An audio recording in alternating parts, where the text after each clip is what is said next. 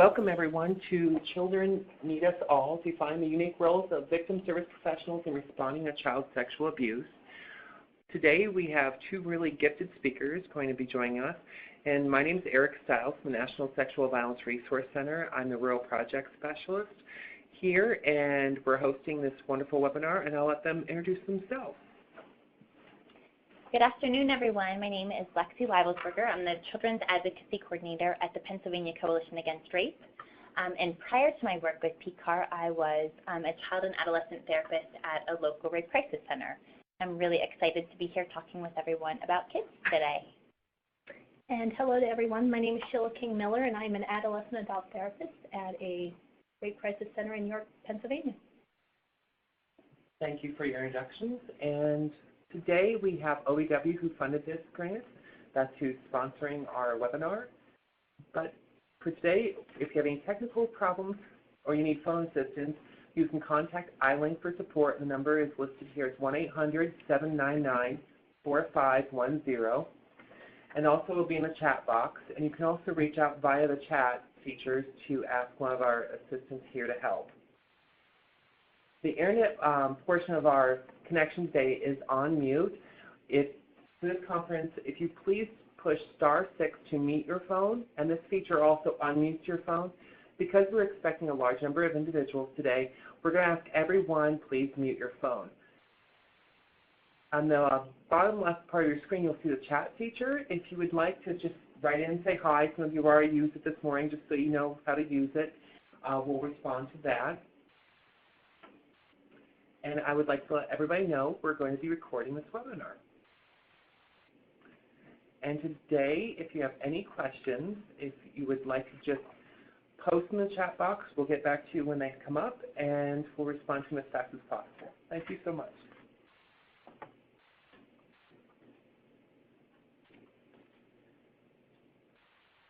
So here's our first question. What would you classify yourself as? In the chat box, if you could start putting in if you're an advocate, a medical personnel, law enforcement, prosecution, or a technical assistance provider, or other, and please write out what you consider other to be, so we can get a sense of who's in the room right now. Thank you.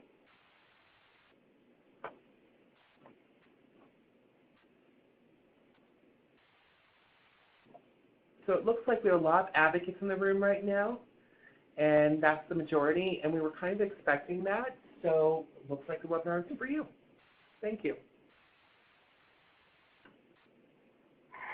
All right. Thanks so much to everyone who's joined us today and taken some time out of what we know is a really busy schedule. In the field of victim services, we know that probably with every training you go to or webinar that you attend, that we always talk about self-care and nurturing and taking care of yourselves because you do this very difficult work every day. So for myself, I really think about this taking on many forms, and education and learning is one of those. So we really hope for you today that you have the opportunity to take a short break, an hour-and-a-half break from your busy days, and learn something new, and then return to your job, your role refreshed and feeling more confident.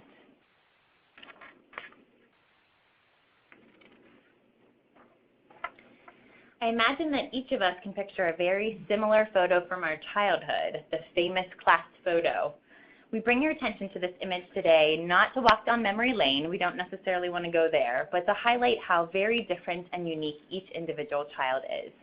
In fact, as Sheila and I will certainly highlight, I think, in our examples today, even children within the same family system are unique individuals and present with unique needs. Keep in mind during our time today that the experience of trauma plays out in a very similar fashion, with no two individuals experiencing it in the same way. Children really do need us all, and you have the unique opportunity as an advocate to see their strengths and promote their inner resilience and help them on their path of healing.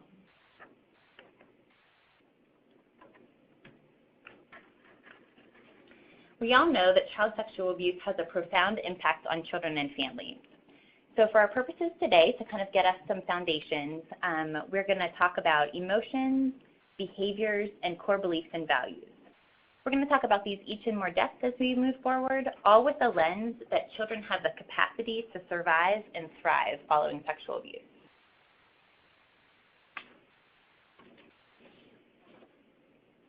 So when a child has been sexually abused, of course, all feelings are normal. Whether these are positive or negative feelings, they're certainly all normal and to be expected. Some of these feelings you see in front of you are certainly some things that you may encounter or probably already have encountered.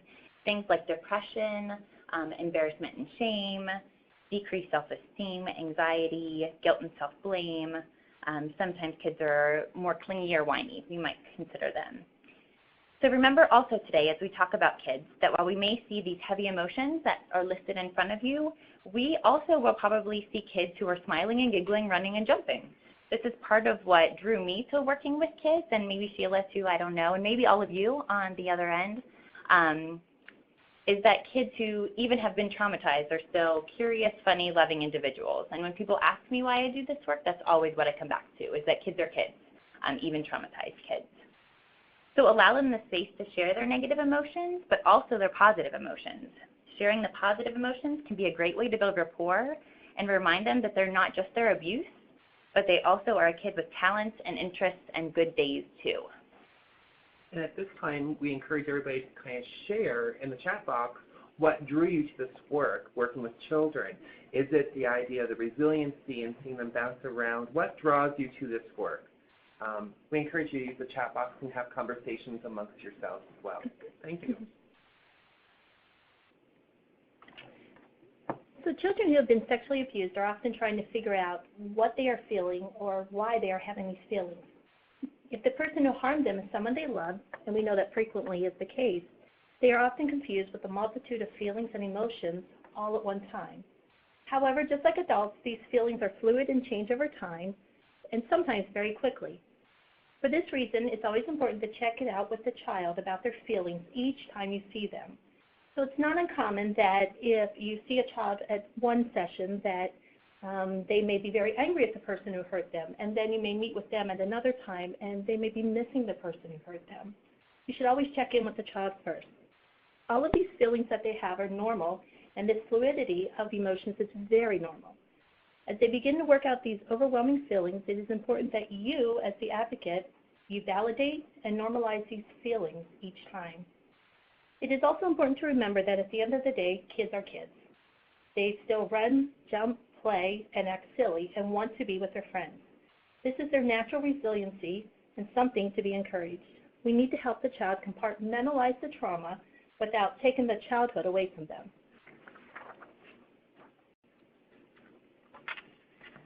Just like mood changes, there are other signs and symptoms that the children often present following a trauma or the disclosure of trauma. Here are some categories that you should be aware of that might help you understand the child and their emotional journey. First is looking at the eating patterns. Sometimes it'll decrease, sometimes it'll increase. Older children may exhibit physical reactions such as stomach aches or no reaction or interest in eating.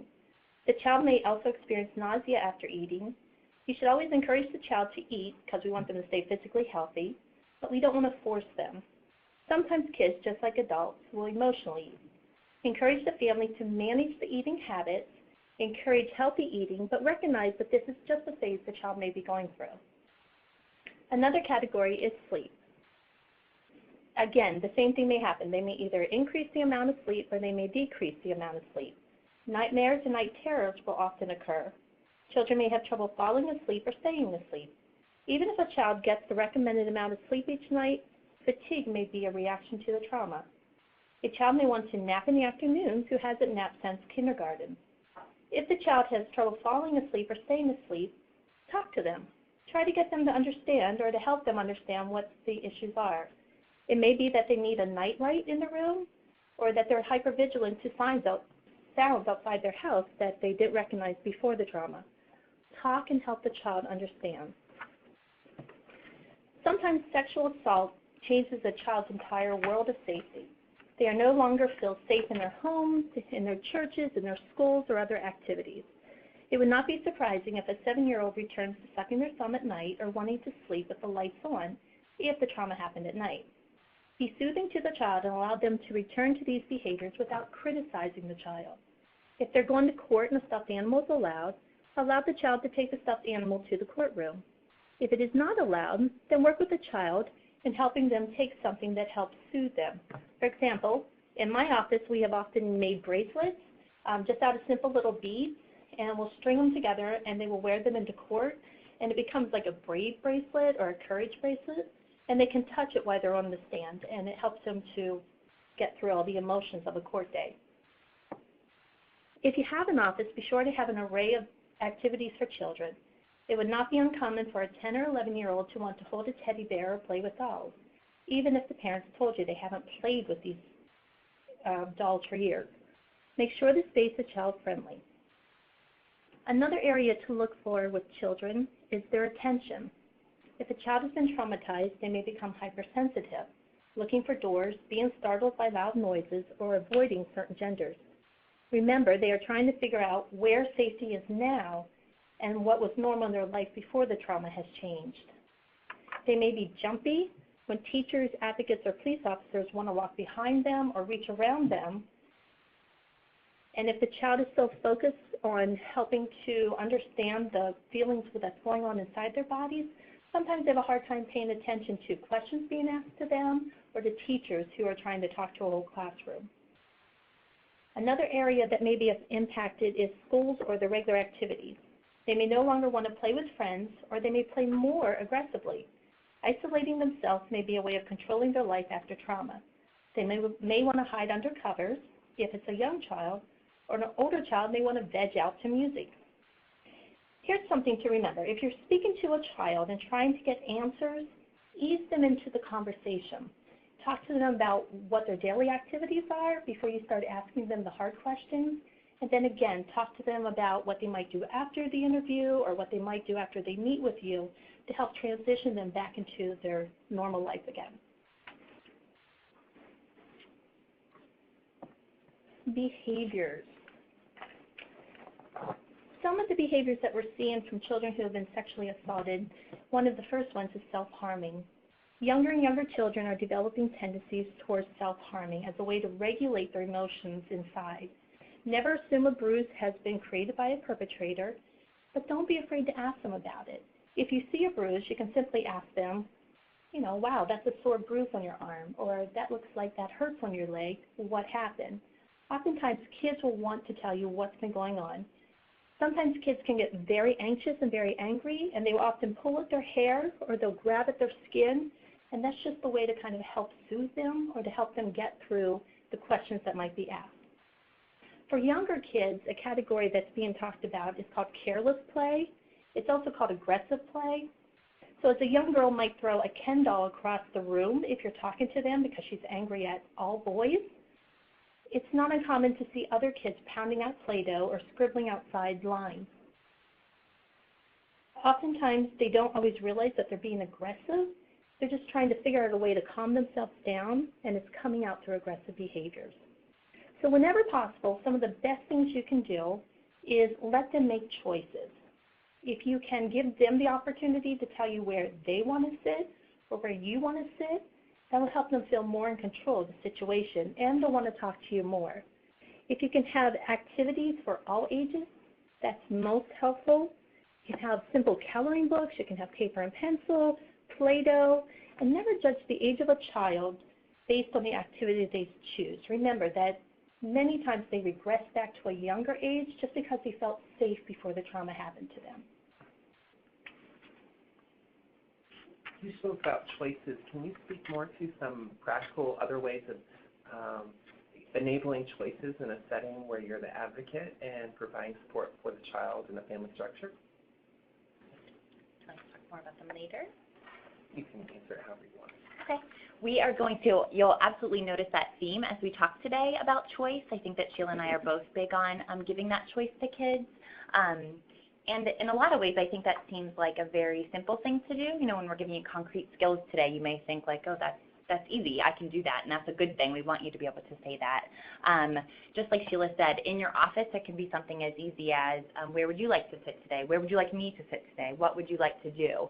And that really puts, I know a lot of people kind of come from the lens of kids shouldn't have those choices, or adults should sort of be in charge. We actually want to create that feeling of safety.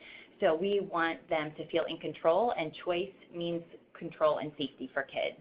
And when you think about kids who've been sexually abused, that is not what they experienced in their abuse. So they really came from, a feeling of not having choices, not being in control, and not feeling safe. So we want to give them that exact opposite space to feel in.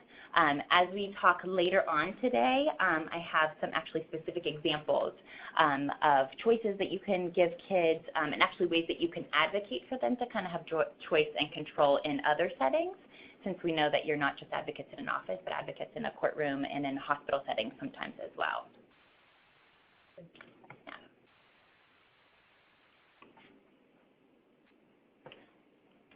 So we talked about emotions and behaviors and symptoms of negative reactivity and some adaptive behaviors. So let's take a moment and look at ways in which trauma affects the core belief and the value systems of these children. We know that children learn through modeling and experiencing when trauma occurs. Their basic beliefs of safety and trust can be altered. They may begin to believe things like people who love you get to hurt you, anger can cause violence, abuse is love, I am not a good person, home is not a safe place, and a trusted individual is not safe. So they begin to question where and when they are safe. Traumatized children experience themselves as completely powerless in their environments and with others. They often lack a sense of control to do anything about their safety or their situations, whether they're at school, at home, or with their family or friends. Mind-body interventions such as relaxation, belly breathing, and core mindfulness can help traumatized youth notice sensations in their bodies that signal anger at the beginning as it begins to emerge. Once a child is able to recognize the sensations that are connected to anger, they are better able to control and express the anger in ways that are productive and safe. Mind-body interventions can help a child recognize multiple emotions, and we know that all children experience multiple emotions after trauma. They can experience that they can feel angry, and then shortly after breathing through it, they can be less angry. They can use this technique as a way to balance their emotions and reactivity. So for example, in my office, we will often use something called a thermometer. So we'll draw a thermometer on a sheet of paper, and as we're talking about their trauma, and I notice that they start to get angry, I'll say, draw a line as to how angry you think you are. And they'll draw the line, and then we'll kind of practice how to relax and how to breathe through it. And then afterwards, we'll use a different crayon or marker, and I'll say, how do you feel now? And on the thermometer, they're able to kind of see how they are less angry about things, and they're able to control it a little better. And so then they're able to use those practices like at school or in soccer and other activities. And I was just thinking as Sheila was talking that if we're talking about younger kids, sometimes you can use some really creative ways to do the breathing, like bubbles. I know we've used together in practice with kids. Someone just gave me a really great idea of balancing something, like balancing a peacock feather or balancing something else that's sort of mindfulness for kids. So again, this whole idea, looking at kids through the lens of play. So that's how they interact with us. That's how they talk to us. So kind of using that as a way to interact with them. There's been times when I've put a child on my floor, and then we have pillows in my office, or they'll use a teddy bear or something, and we put it on their belly, and they can watch it breathe, so they practice deep breathing with it. Yeah, so sort of thinking outside the box.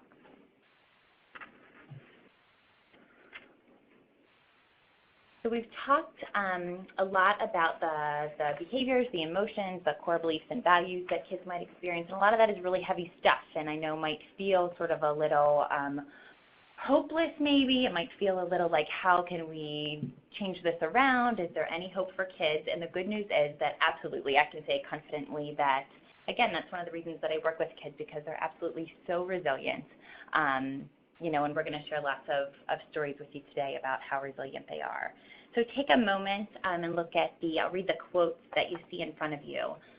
Young people who have someone they know is concerned about their well-being, provides them with guidance, structure, and information, and spends frequent time with them, do better than those who do not have such relationships. So really your role as an advocate, or if there are law enforcement, prosecution, medical professionals, or really anyone that's plays an important role in a child's life, you all are vital to their life. You have the opportunity to be the person that sees their strengths and supports their inner resilience, which I'll probably say many times throughout this discussion today. So as an advocate especially, you can share your concern for their well-being and give them that much-needed guidance, and I'm sure you see them, fairly frequently. As law enforcement, prosecution, and medical professionals, you are certainly the ones that can provide them with very valuable information that shows them they're important. And as advocates, you can do that as well. That's a piece of advocacy that we'll talk about in a little bit that can really go a long way in decreasing anxiety for kids if you can give them some information. These may seem like small gestures, just the idea of being a safe person, but for kids who've been the victims of sexual abuse, the presence of that safe, trustworthy adult is so meaningful. Remember that someone else, typically someone they knew and loved, who they thought was a safe person was not a safe person to them. So you just giving them that other model of, I am a safe person and you can trust me, is huge. And we know from our work, Sheila and I know, that this is absolutely true, that support following trauma is one of the biggest factors in kids' healing. Often in an intake, you certainly can't predict because you don't know necessarily how resilient each child is, but that was pretty clear to me in intakes when you saw a family, regardless of who the child lived with, if they had support following disclosure and had, what looked like a supportive kind of environment to be in, they typically fared better than kids who had the secondary wounding and had sort of other stuff to deal with along with the abuse and processing that.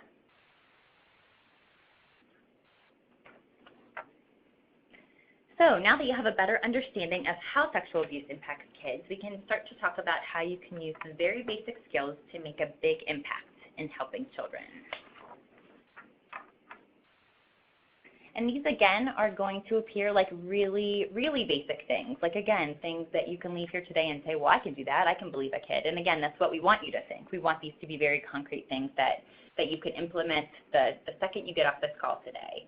So we're going to talk about believing kids, listening to kids, and supporting their feelings.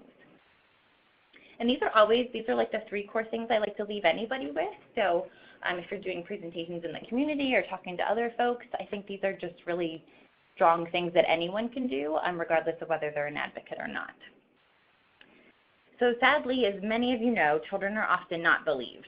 When I was working as a child and adolescent counselor, I would sometimes get the skeptical caregiver who seemed to be disbelieving, or sometimes caregivers that would outright say, I don't believe this child, which was often really hard for me to stomach. But my response to them was typically something of this fashion. Do kids lie? Yep, they sure do lie. Kids lie about their homework. They lie about cleaning their room. They lie about things to get themselves out of trouble. Kids don't lie to get themselves into trouble and get themselves into systems like the Child Protective Services system and coming to therapy every week and having to go to the courthouse. Kids don't lie to get themselves into systems like that. I actually believe that the fear that no one will believe them may be one of the biggest factors in children staying silent about their sexual abuse for so long. I know for many kids that I saw that was huge for them to feel believed. And it's important that their primary caregiver believes them, but even in situations that wasn't an option or wasn't going to happen for whatever reason, I truly do think that it mattered that they knew that I believed them or someone else that was supportive of them believed them. You really have the opportunity to change that for a lot of kids, simply by using the words, I believe you, or expressing belief in your face, your tone, or your response. Words like, thank you for trusting me enough to tell me that, or you're such a brave kid. Any of those things show your belief in their experience. And maybe this is a good time for everybody in the chat box to type in some other words you might use that signify that you believe a child, like thank you for sharing that with me, or I realize this took a lot to share this with me. Maybe you can start sharing some words that you've used with other survivors or with children yourself to help other people think about that.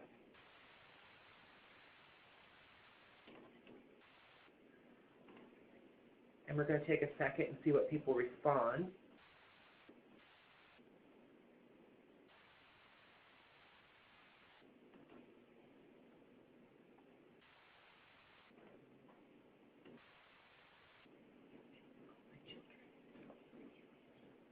Someone chatted in that they always call the children that they work with at Disclose, they call them heroes. That's very cool.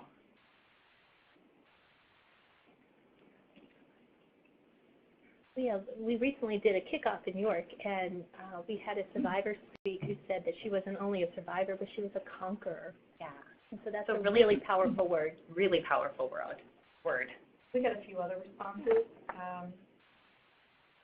Looks like Elizabeth said it takes so much courage to say the words, but every time you speak, you get stronger. We also have one said, she responds by saying, you are very brave. Excuse me, you are a hero. I know that was hard, and you are so brave. I love the word brave. I use it all the time. We'll throw out a resource that I think maybe we threw on our resource page, but just kind of hit it now. It's one of my favorite children's books. It's called Brave Bart, and it's put out by the National Institute for Trauma and Loss in Children. They abbreviate it TLC.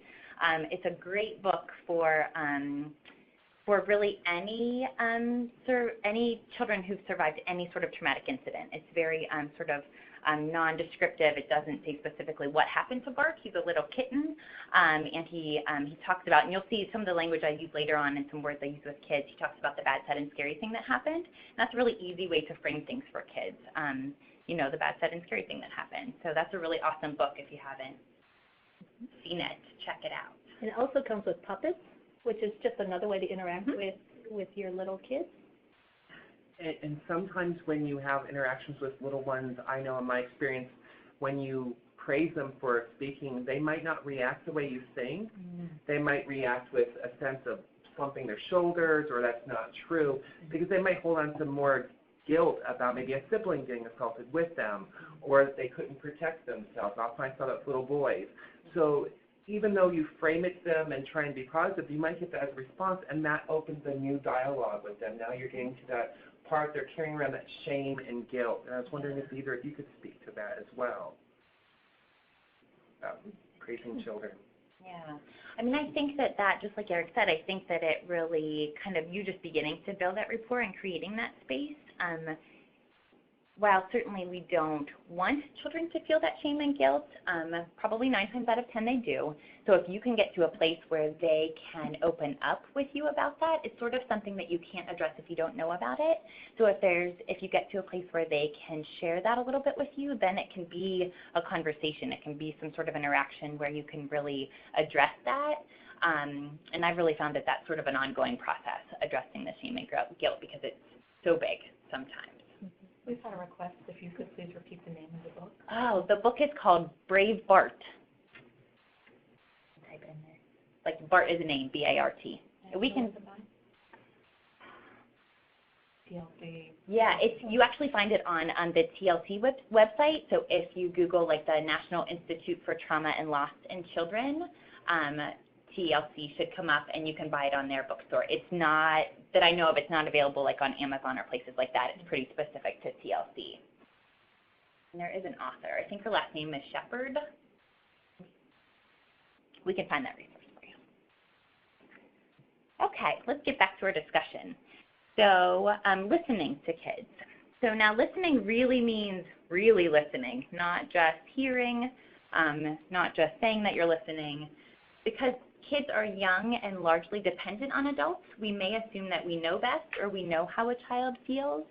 Especially if you've been doing this work a long time and you've seen a lot of kids, you might just assume that they're going to feel a certain way. And I found in myself that any time that I jumped to that conclusion, I was typically wrong. In order to really understand the child, it will mean not talking to them, but allowing them time to express themselves without correcting, without judging, and without jumping in.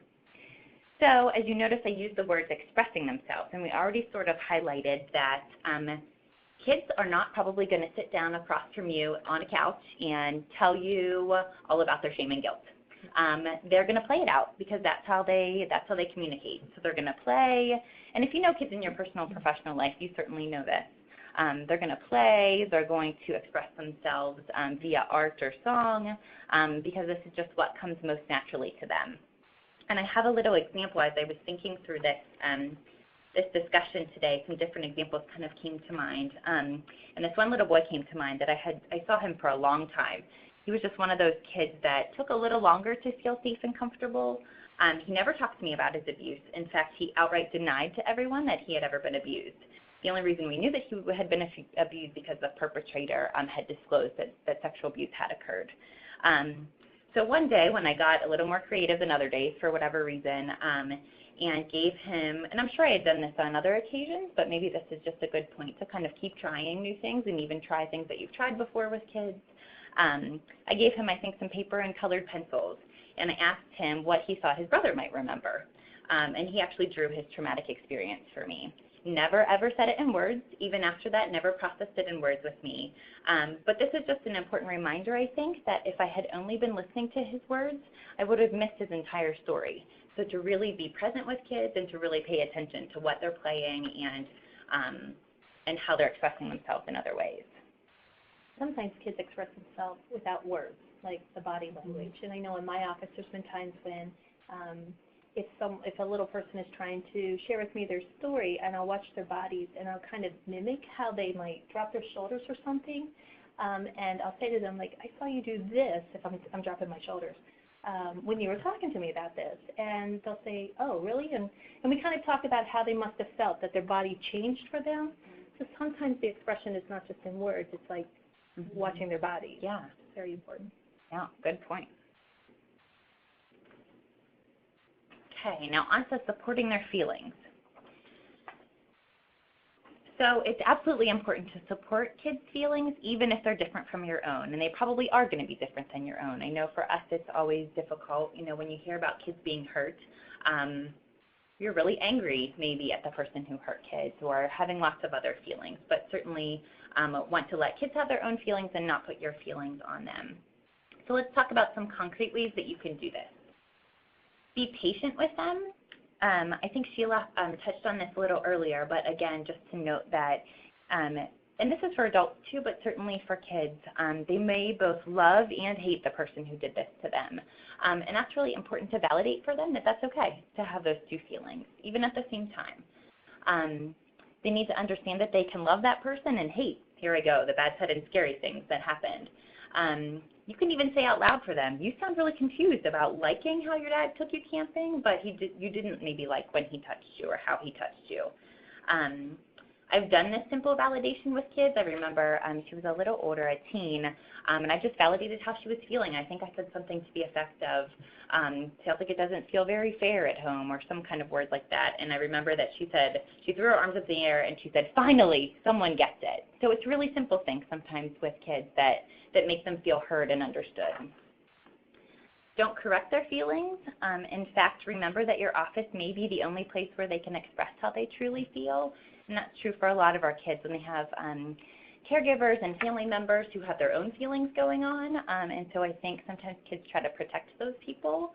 And so they may have to sort of guard their feelings or pretend to be a little stronger than they're feeling until they come to our office or our space and can really kind of let down that guard. Create a safe space for them. This is a really big, but I think easy thing to do in some ways. A child may initially want a caregiver or something safe in the room with them. Sheila talked about this a little bit also.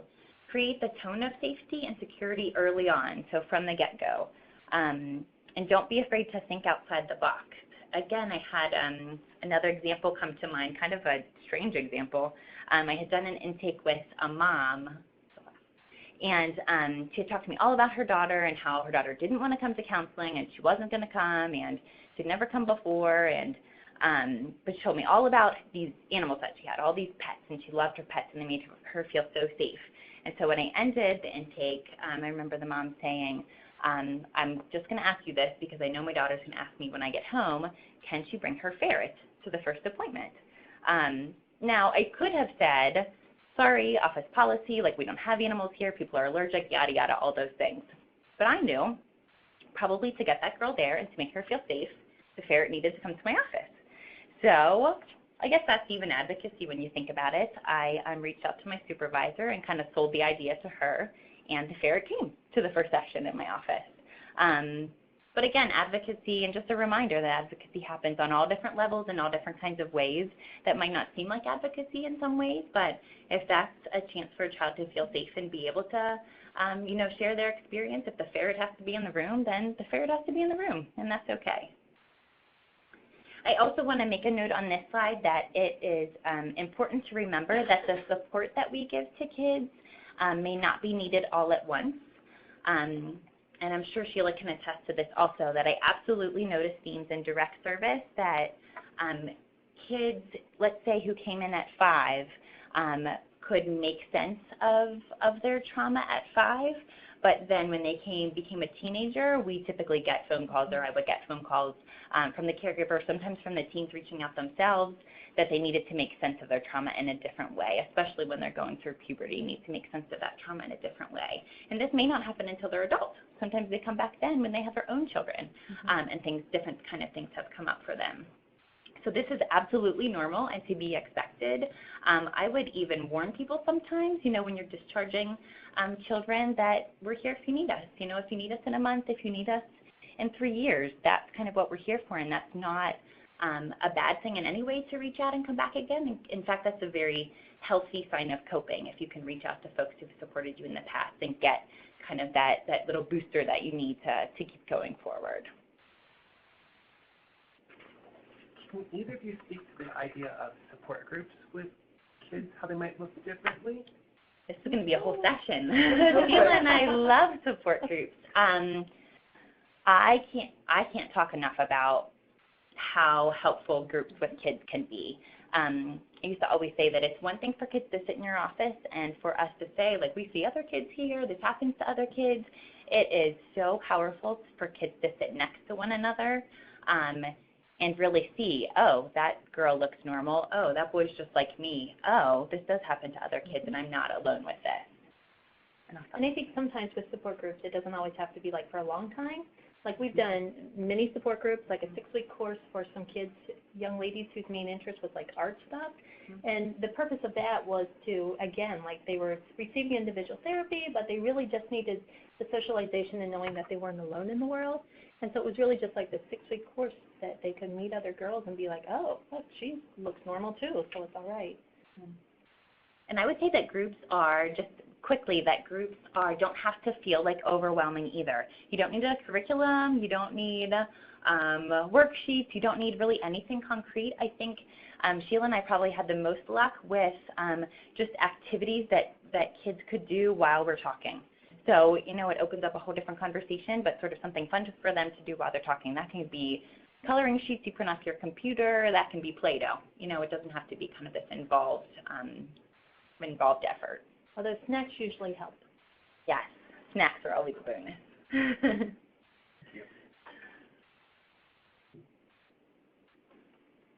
Okay, so let's move on to the roles of the professionals, which is who's out there listening to us.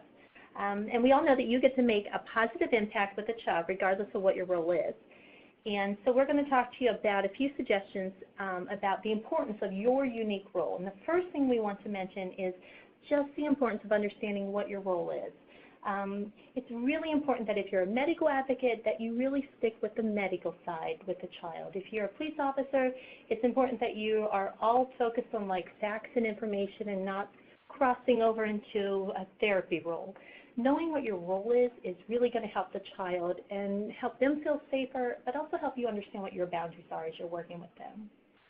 Each advocate has a purpose and a part in the child's recovery, and knowing what that is like a puzzle. Like we all have our pieces, we all have our part in it, and once we all come together, that really helps the child move forward and be able to heal from their trauma.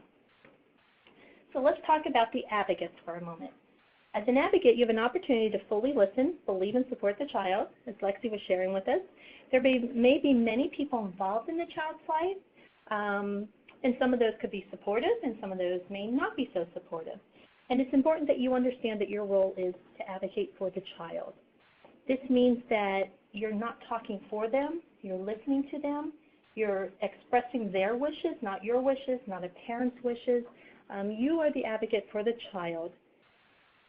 Sometimes we get stuck in this role because we often feel like the strong urge to protect the child. We often wonder, like, why would the child want to go home with this non-supportive mother? Or why is it that they really like this person who hurt them? It's really not our job to figure it out. Our job is to help them figure it out. It's also important that your job as an advocate is to help them feel safe. And as Lexi has already said, it's important that they have this environment with you where it's a safe place for them to share their feelings, And it may be the only place that they have in which they can share the trauma and share what they're feeling about it. It's also important that you create this environment of safety as a place where the child can ventilate, meaning there are times when if they're going through, say, the legal system, they may become very frustrated with the process. They need your environment as a way just to, say what they have to say about it, and also we get to validate them. A safe environment is also important that we not blame them, and we also help them not to feel guilty about the trauma they've been through. It's also a place where we get to help the child prepare for the next steps, whatever that is. I also wanted to make a note on that slide that this would happen often when Sheila and I worked together, that we would get, say, I would get a kiddo with me, and it would kind of soon be kind of made aware to me that, say, mom or some other caregiver really needed some support themselves. And we would say often, like, if moms are okay, or caregiver, whoever it might be, then kids are okay. So that really, I think, is true, that when kids are going through this stuff, that their caregiver needs to be well supported. So in that situation, I wouldn't hesitate to say, like, Sheila, can you take on this mom? Because I really need her to be able to process with you and work through some of this stuff on her own, so that I can sort of help the child, and that works for everybody. So don't be afraid to reach out to colleagues. Don't think you need to take it all on yourself, but know that often families and caregivers are going to need support too, to make sure that kids are okay.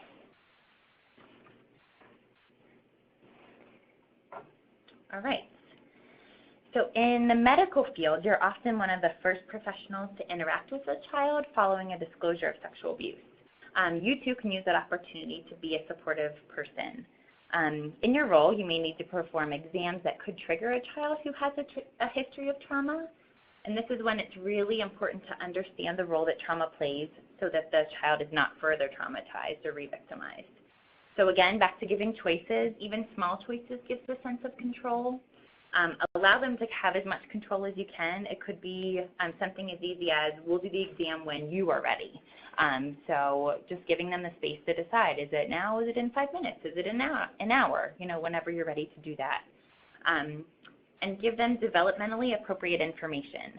So maybe something as simple as, you were very brave during your exam today. I want you to know that your body's working the way that it should. Do you have any questions for me about the exam or about your body? Information like that, I think, can really reduce kids' anxiety. So if you are an advocate in a medical setting, you also have a role. Just like Sheila was talking about, it's so important to be clear about your role, and it's so important to help the family and the child understand what your role is, so that they know what you can help with. So something as easy as, it's my job to be here to support you today. I'm here to help in any way that I can. Explain what will happen during the exam in a developmentally appropriate way. I have found with kids that when they really have no information, they imagine the wildest, scariest, craziest things, and probably none of them are true. So if you can have that conversation with them, and even parents sometimes, if you can have that conversation with them, you can really put an end to all those kind of crazy, wild things they're dreaming up that are not going to happen. Ask the child what might make them feel safer. So something like, I've helped other kids at the CAC, and sometimes they like when I read them a book during the exam. It makes them feel better and makes them be able to think about something else. Remember also that your role is to advocate for the child, and again, regardless of that setting. So even if you are in a hospital and the sane or safe nurse is in charge, or the doctor's in charge, you're still absolutely that advocate for the child. So you have the right and really the responsibility to advocate with those doctors and nurses to make this experience for the child and for the family as positive as it possibly can be. So that could be a drink of water. That could be advocating with the nurse to get the exam finished up because it's nap time or it's bedtime, or whatever might make it easier for the family. I'll give an example here also. There was a young girl that I saw that saw her for a while. She was abused when she was younger, but then kind of saw me on and off until she was in her teen years. and really was eventually able to share with me that she just had concerns about her body, like was she okay, had the abuse damaged her, what was that like? And typically our CAC in our county would just do forensic exams, but I was able to advocate with them on her behalf to say, like, can you just do like kind of a well check, because this is what you do. Can you just let her know that her body's okay, that it's working fine, that there's nothing wrong with her? And they were able to do that, and she could move forward. You know, she didn't have to kind of carry that around with her anymore.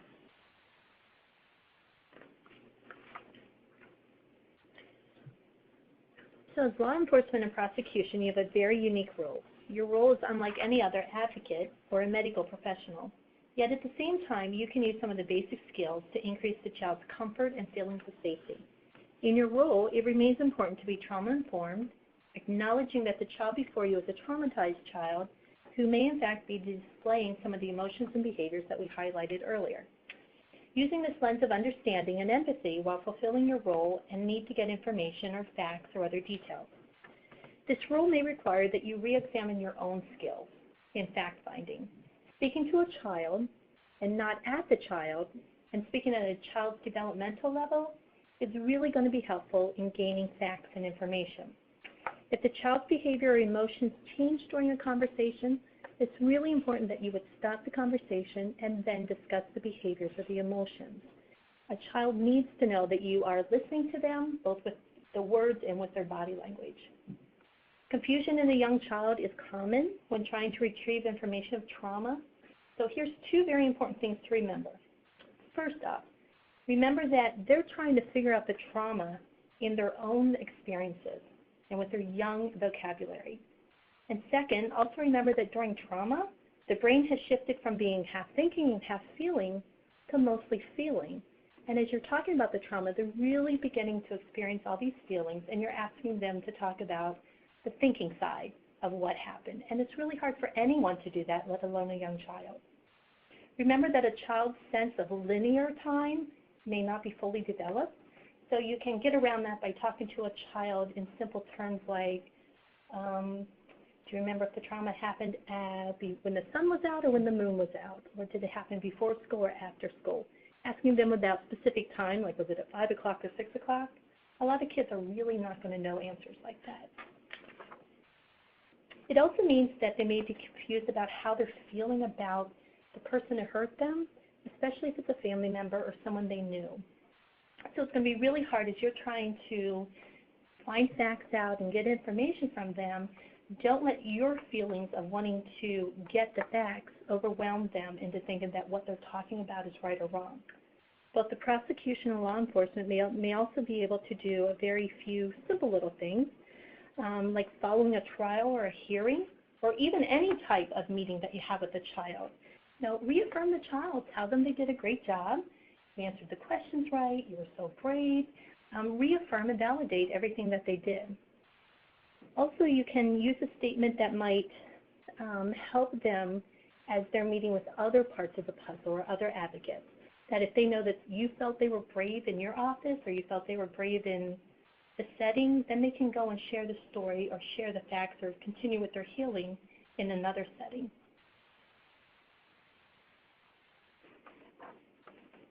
I'm just going to share another little example of, again, if you're advocating in sort of if you're the advocate within sort of the court system maybe, or with law enforcement, again, you have that role and that responsibility to advocate for the child in whatever way that makes sense. And so one of the kids that I thought of was a young woman who really was very heavy in feeling loss of that relationship with her perpetrator, which again, I didn't have to understand that to validate it, but I did understand because that's a very common reaction. However, the folks in the victim witness office and her family did not understand. In fact, they literally thought she was crazy and wanted to commit her.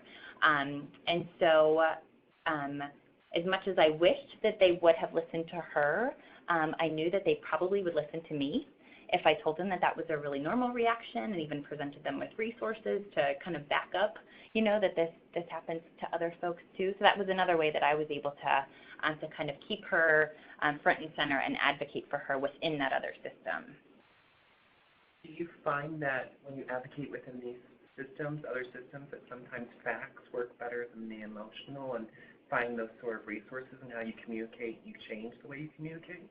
Yes, absolutely. In fact, in that situation, I literally copied resources and highlighted them for some of the other players, because I knew just me, therapist, counselor Lexi saying this is what I think and this is what I see, and pay attention to her feelings, that may not have come across as well as actual kind of resources and facts. Absolutely.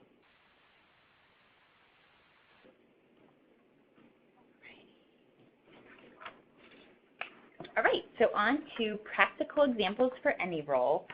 We've been talking about lots of practical skills that you can take with you from today's discussion. That's really what we wanted to leave you with. But let's do a little recap and give you some more suggestions. What we really want to leave you with today is the knowledge that you can do some very simple things to connect with children, to create a safe space for them, and to help them on their journey of healing. Children are very naturally resilient. I've said it many times now. And given the support and encouragement that they need, can absolutely thrive and grow following a traumatic event. So here's some other suggestions, things maybe we have touched on and things maybe we haven't. So when you meet a child, I'm not sure what you all do, but I literally get down to their level. Literally kneel down so that you are at their eye level. When you think about how the world is perceived by children, they're kind of walking around looking up all the time. So if you can really meet them down at their level, that's a great place to start and a great way to make them feel comfortable. If they're sitting on the floor and playing, sit on the floor with them. We didn't wear a lot of skirts in our office or a lot of things that you couldn't get on the floor and play in, because that's what you needed to do to make kids feel safe. Don't forget the basics. I know Sheila mentioned, because it's one of our favorite things, snacks. Snacks are really important. When kids come to see you after school, they're hungry. They need whatever they might need. I guess we didn't always provide the most nutritious snacks, but anything to fill their belly, I think, is helpful. Bathroom breaks are super important. Make sure you remember things like that. And sleep. Kids can't focus on any kind of this higher level processing that you want to do until their needs are taken care of. And you know this if you think about kids in your own life, or really even if you think about yourself. I can't work if I'm hungry either. Give them choices. I know we've said this multiple times, but it's really important. So remember that during the abuse, they had no control. Giving even small choices allows them to feel in control again and to feel safe. What chair would you like to sit in? Would you like to use markers or crayons? Where would you like me to sit? Ideas like that. Make it feel safe. Look around your office or space and think about what might make kids feel safer. Maybe some colorful pictures on the wall, especially if it's artwork that other kids have done. That's a really easy way to say, other kids come here too, and they know that. Leaving the door open while you talk with them, if that makes them feel safer. If they want to sit closest to the door or want the caregiver in the room, even if they're teens, especially on a first session or maybe even every session, I would always give them that option. Do you want whoever came with you today, you want them to come along, or you want to come on your own? We have a question about how you would meet the needs of those children with disabilities.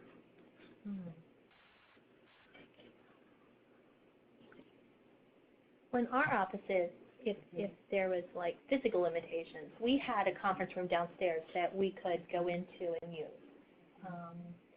And some of us have different areas of expertise or whatever. We have knowledge of like children with Asperger's or children with autism, and so we were very careful to only take on those clients that we were comfortable working with. Mm-hmm.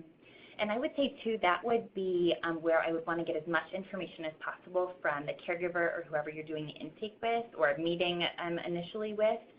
Hopefully they can give you some of that information up front, and then really saying to them, like, how can I work best with your child or the child in your care? So if they maybe do have some sort of like maybe sensory issues, like how can I make this space work best for them? Do I keep the lights low? Do I move some of the toys out of my office? Kind of how can we make this work? And also in my experience, I know that working with children with disabilities, that intake process is also very important when you look at all children for the positive supports you can find and the strengths within the child. So not just focusing on the negatives, but asking them, what does this child really enjoy doing? What is this child good at, what does this child feel very supported at doing, and really incorporating those into your style of communication. Especially if you have a communication device, you need to know what that communication device has on it and what it means for the child. And at which point you might need to talk to the caregivers on how they can adapt some of the things on the communication device to work the needs in communicating. Other small things will be, and this is across the board with all children, the time frame doesn't have to stay an hour. You can change the time frame for what the child's needs are. Also, that if a child has some sort of condition where they might be sleeping because of medication changes or there's something shifting, how do you allow for that and what do you do? And discussing with the child, okay, well, if you nod off and we have this time here, what would you like to do? Would you like me to open the door and exit the room and come back and get you? What to do with No's process? So it takes a communication, but I don't want to stress more. All children are so very unique. The disabilities just create a different environment that you ask for, and I find that the more you work with children with disabilities, the less you struggle overall because you start learning to ask more questions and be more receptive and listening. Right. And I think just with getting as much information as you can for any child, because I know in my office I always try to ask the parent before they leave for the initial intake, like, what can I use to get your child to open up to me? And whether it's a game, because we used to share games in different therapist offices. I wanted to have the game available. But also, there was times when I am not a video person, so to speak, like a game box or whatever. And so, like, if I had a parent say to me, like, all I do is play on the game box, I would, like, literally, like, do a little research so I could have a common interest to talk to the client about. And that's a good point, that it's not even just kids with disabilities, but all kids. You know, as we started this discussion today, that they're all unique. So you really need to approach it from that angle. All right, so don't forget to play. Kids are kids at the end of the day. We've talked about this already, but even traumatized kids are kids. Color, we do lots of coloring in our office. Play with Play-Doh, tell silly jokes, play a board game. Even older kids, you know, are sometimes into things like this. Sometimes I found that my sense of humor and silliness was really my greatest asset in working with kids. If you can really connect with them on that level, sometimes that's the hardest part, is really building that rapport and getting them to feel comfortable with you. And don't be afraid to talk about it. So often I think adults that care don't want to hurt kids anymore. Remember that talking about the abuse doesn't hurt kids. As long as you're talking about it in a space where they have choice about whether they want to talk about it and they can tell you in their own time, it really gives them an outlet for emotions and thoughts that are already on their mind. I know a lot of times people would say to us, well, they're not thinking about it, I don't want to bring it up. They're thinking about it. They've been through a significant trauma in their life, and so they do remember it, and you know, and sometimes they need that outlet. So if I was meeting a child who had survived sexual abuse for the first time, I might have said something like, so I met with your mom, dad, grandma, whoever I had met with the previous session the other day, and they told me all about you. They told me about what a great soccer player you are, how good you are at art, and they also told me about the bad side and scary stuff that happened. I want you to know that lots of other kids come here and they have had bad side and scary things happen too. So what I want you to know today is that just because this is the reason that you come here doesn't mean that I'm ever going to make you talk about it. Some kids want to talk about what happened right away, and some kids need a little more time to feel safe and comfortable. You get to decide. So let's choose something fun to do while we get to know each other today. And again, building that rapport is such a crucial place to start with kids. A question about practical roles. How do you incorporate that in rural settings where you might not see the child in your office, like a school setting, or you might go outside your office to another site? How do you incorporate some of these practical examples when you can't do the services in your own office? And I would say that the basic idea of the things we're talking about today is not going to change. It might be require you to think a little more about where you're going to be going. Say you go to an office that's used by lots of other people in the school, lots of other kind of traveling folks. So you might need to kind of bring your bag of tricks with you, or sort of get to the office maybe 2 minutes early to kind of arrange it in a way that makes sense for that child, or to make the lighting appropriate, or whatever it might be. But I think the basics of building that rapport, making them feel safe and comfortable, I think all of those are absolutely going to stay the same. Let's see, Catherine wants to know, she made the comment that the prosecutor does not have a choice in making the child talk about it. There was a question mark at the end, so I'm not sure if it was a statement or a question. I wonder, Catherine, if you're referring to like in court, like actually on the stand if they don't have a choice whether to talk about it or not. Maybe Catherine is a prosecutor? While we're waiting for that, we have another question. I'm sorry, Catherine, she said yes. She said it is always a choice to talk about it, and yes, she is a prosecutor. Okay. Good question, Catherine. So certainly you have a different role, but I still think, and certainly I'm not a prosecutor, so maybe I'm not the best person to answer this question, but I still think that there are ways that you can make kids, give them as much choice as they're able. You're right that sometimes they don't have a lot of choice about whether they, I guess they always have the choice. They don't have to talk on the stand, but certainly that's, you know, a way for them to feel empowered for some kids and to, you know, kind of whatever, to move forward with the justice system, hopefully in a positive way. Can you speak to the idea that you mentioned earlier about the idea of explaining your role sometimes is also giving choice, because now the child has the ability to understand who you are and where you're coming from, and sometimes that lack of conversation happens because they get the roles confused because they see so many people involved in dealing with this traumatic event, and they're only using the emotional part of their brain to process it. Can you speak a little bit to that? I'm thinking even just explaining that you are their lawyer. Sometimes for kids, they didn't even know that. You know, in my office when I would explain to them kind of who are the players and how this is all going to work, and kids are really, they're like plunked into this system, you know, this legal system that they really are not familiar with typically. And so even them, I've had kids kind of respond like, oh, so they're on my side. So even them knowing that may give them the confidence that, oh, I feel better maybe talking with you in a courtroom because I know that you're on my side and you're here to support me and help me through this, and you're not just kind of another person asking questions. Does that make sense? Catherine says that she is not their lawyer, that she represents the people of the state.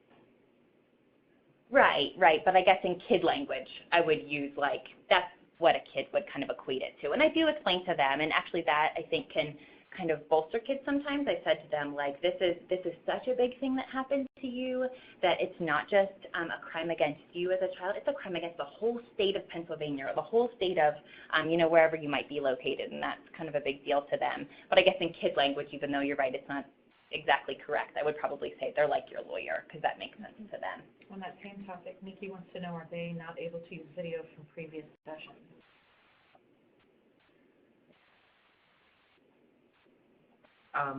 Nikki, that depends on what state you're in and what the jurisdiction in some tribal communities. There are different regulations depending on where you are located. So if you have any more particular questions on that, we encourage you to definitely reach out to us after the webinar with an email. Just fire one off to me, and I can help you find out some answers for that. I'm not sure of your role right now, but I know it differs from region to region.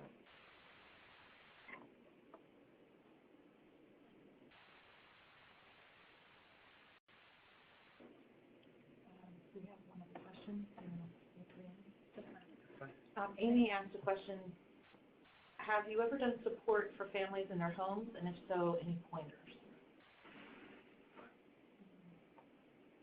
I have not.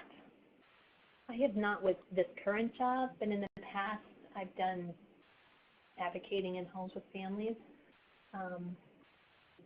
Any pointers? For me, it was always important to get like the whole family or at least one caregiver on board, at least in supporting the child with whatever they were dealing with, whatever was going on. And there were times when I would meet with the child first and kind of do whatever we had to do, and then I would actually bring the mom or dad or whoever was there, and we'd sit around the table and talk about what we were doing, especially if we were dealing with like emotions or behaviors that they were struggling with. So for me, it was trying to get one person in the house who could continue or be consistent with what we were working on when it came to emotions or behaviors. I have some experience with that, and I also, going off what Sheila said, the idea of also having a good, steady time period to come into the home, because they're opening the home to you, and if you can add some, like, we're going to meet on Wednesdays, have everybody agree to it and come back on the Wednesdays is a good pointer, because it adds a sense of routine and they can build up to it, because often what you find is if you're going to the home to add support, there's some dynamics happening within the family that makes it a little bit unstable. So if you change your appointments too much, they might have to wait now till Friday to talk to you about something, but the fight or conversation was brewing since Tuesday. So having that consistency as the individual going to the home is very helpful. Also, bringing information for everybody and speaking in their language. So if you go in and work with the caregivers and parents, they like a lot of psychoeducational, like how is this going to affect, that sort of stuff, and really bring in concrete stuff. But also if you're working with one child and there's two children, bring something for the other child to do. So if you have art projects, kind of spread them out. And also define the space you're going to be working in and really talking within the family. Do you want to talk in the living room, and is everybody going to be here the whole time I'm here, or are we going to split up some time and we're going to have the living room for the first 15 minutes or whatever the breakdown is. So really, and conversing with the family and having everybody come together, because you're joining with the family to make a process happen. So really having them, because you're helping model that trauma-informed of adding that choice again and adding that believing quality that we're talking to and listening. You're helping the family find those three core ways of communicating and loving each other again. I hope that helps. Very helpful. I think this is one of those times also when whatever your role is, you really have to explain it well so they understand whether you're there for the whole family or the child, and whether you're there for legal or you're there for therapy, as well as, making sure that you know what your boundaries are, what you're allowed to do and what you're not.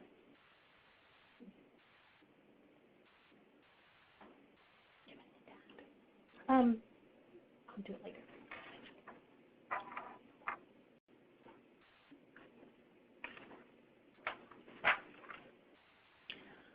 All right, so why do we do this work? So when you work with children that have been sexually abused, you often get the question, and I'm sure you all have gotten this question, how do you do that? Why do you do that work every day?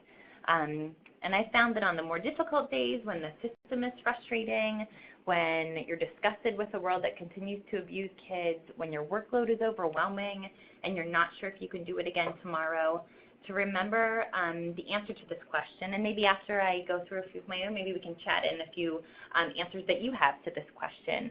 You may have chatted them in earlier, but we didn't quite get to see them, so I'd love to see why you all are doing this work as well. I guess my own answers are that it's really a privilege for me to witness the healing of a child and to see firsthand their resilience and strength. You can really be that significant person in a child's life. Again, you can show them that there are safe people and there are people that you can trust in the world. And you're literally changing the future when you invest in and support children. So go ahead and chat in yourself why you do this work and what makes you kind of go to work every day. Or while they're doing that, I can give you some of the responses I gave earlier. Oh, okay. Amy said to be able to advocate for children and youth in a traditionally adult-focused movement. Elizabeth said the desire to help people heal brought her to this work. It is her passion. Nice. Joe said this is a rampant crime that impacts huge numbers of children with potentially lifelong effects. Emily said to be the voice that many of these children do not have. Erin made the comment, my passion for helping others, especially children, is what has drawn me to this work. I want to help make a difference in people's lives, and unfortunately sometimes our kids have to grow up too fast.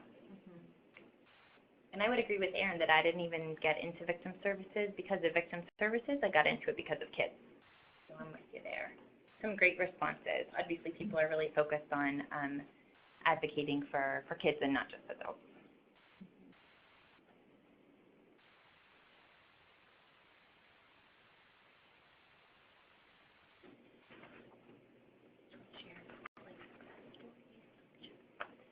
stories or examples? Okay, so I jotted down a few things of some practical things that you can do with children anywhere, whether it's in the school or in your office. For example, in my office, coloring is always like, and drawing and doodling, it's something that I always have like this little table or this little stand set up that they can just pick up a marker whenever they want, or there's always coloring pages there. And I also use a lot with mandalas, and I do that as a way to kind of help them explore, you know, whatever's happening. I'll use a circle, and then we'll break the circle up into family, individual, and future. And they get to draw like what their family's like, and they get to draw what's important to them, their strengths, or what they're able to do, and then what they want to do in their future. And sometimes I have them do that as a way to measure, has their future changed, or maybe they drew their family a little different, and things like that. And also sand trays, not just the ones you buy. Like we've done this thing in our offices down there. Having a sand tray is so easy. You can just get a Tupperware container, you buy a little decorative sand, and then you can just put rocks, you can put jewels, you can put gems, you can put erasers, like anything in it, and then using a fork or a spork, like it can be that easy as to have something for a child to do while they're talking to you.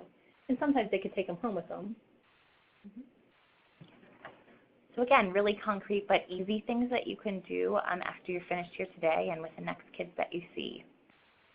So we wanted to leave you today with, I guess, a couple success stories, again, to kind of leave on a high note that kids are absolutely resilient and can survive and thrive following sexual abuse or any kind of traumatic incident. So I had a couple stories that I was going to share, and I think Sheila has a couple also.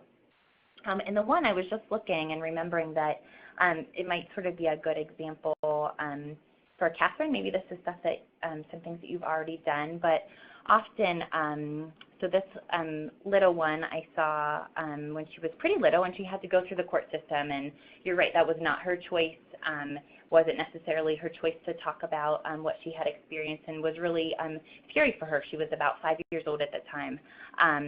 But she really got the support that she needed, both from her family, I think from myself, but I really think that she felt believed by the prosecutor.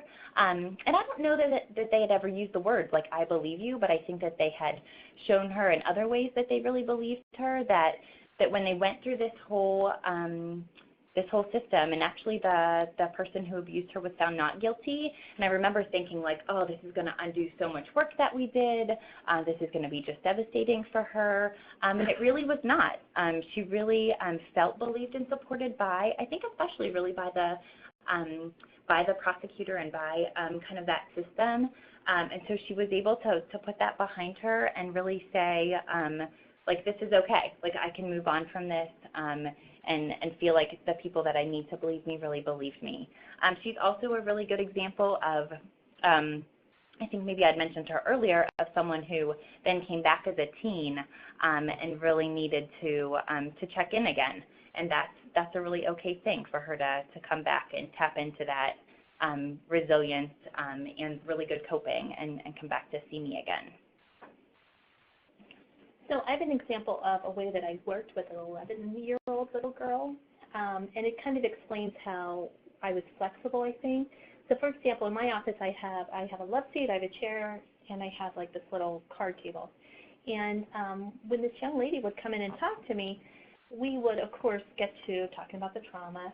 But what would happen was we would get together at first and we'd sit around the table and draw or do a craft or something, and then we'd talk about the trauma, but just for a few minutes. And then she would get up and she would like walk around my room, she'd look at the book, she'd look at what was on my shelf, pull games out. But then a minute or two later she'd come back and sit down and literally pick up where we had stopped. And I think that just kind of shows that she needed to learn how to regulate what she was feeling inside.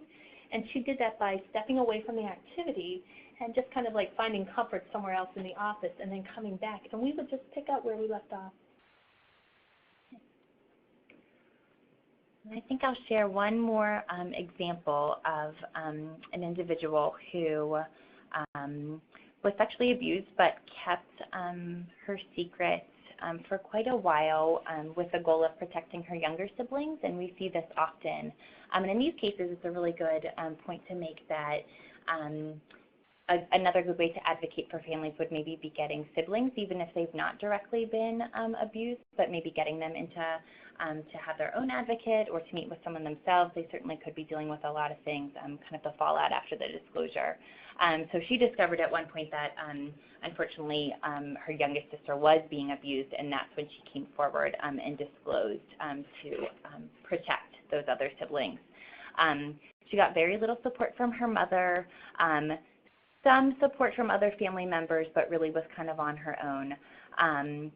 But again, I think that getting support even from an advocate or from others that were sort of non-traditional kind of supports, a teacher in this case, and an advocate that really believed her, believed in her ability to, to go forward in her life and make sense of all this, really affected her in a very positive way. She's now in a place now where she wants to be a victim advocate. So she's kind of come full circle and wants to help those just like folks that helped her. So we see that often, that people really want to kind of pay it forward in a way. This is big for teens and kids too, that they want to be able to help somebody else, to not just have this abuse as this event in their life, but to really be able to make meaning out of it and to help others who've been through something similar. And then I just want to share, one of the hardest things I think that I have to deal with sometimes is when a child comes into my office and it's someone they love, and so they're trying to understand this relationship with, say it's a stepdad. So they will oftentimes say, I love this stepdad, he's really nice to me, but I don't like but then they're very angry at him. One of the things that I really try to do with these young people is I really try to help them. I'll draw a picture of the outline of a person, and sometimes if we can help them see the person who hurt them as a whole person, that stepdad bought her a bike for Christmas, and then he took her camping, and he was really, really nice, except for that 2 or 3 times that he came in was a real jerk or whatever. It kind of gives them some control and power over seeing them as a whole person, because sometimes I think they get crazy in their head, or they really feel confused because they love the person, they just don't understand, they don't like what they did.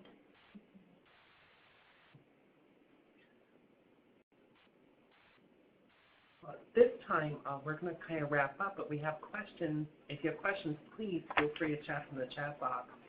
And as we move forward, I know that this is Sexual Assault Awareness Month, and our SAM campaign is let's talk about it and talk about it early. It's never too early to talk.